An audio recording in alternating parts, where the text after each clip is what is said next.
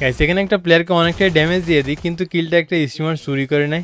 স্টিমারটা ছিল রিজনে আর তার 5টা বুয়া স্টিক ছিল। ভাবলাম তার এই বুয়া স্টিক ভেঙে আজকে কিল চুরি করার রিভেঞ্জ নিব। তো এখানে স্টিমারটার সাথে 1v1 করছিলাম আর আমি অন্য সাইডে ফায়ার করে তাকে বোকা বানানোর ট্রাই করি।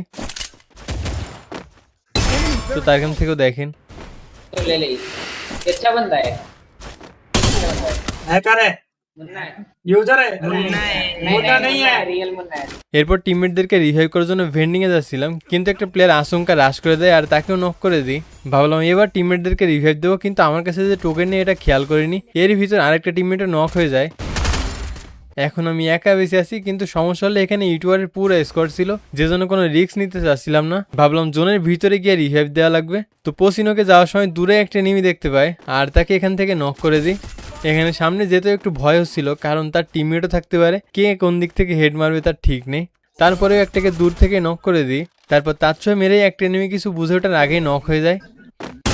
তাদের লাস্ট প্লেয়ার ছিল, তাকেও হেডশট দিয়ে তাদের টিম ওয়াইপ আউট করে দিই আর ফাইনালি নিশ্চিন্তে রিভাইভ করে দিই।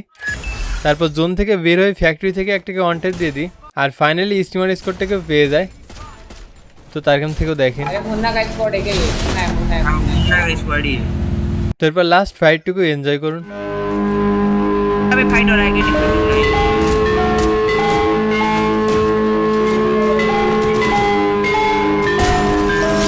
कैच बचा ले, कैच बचा ले, कैच बचा।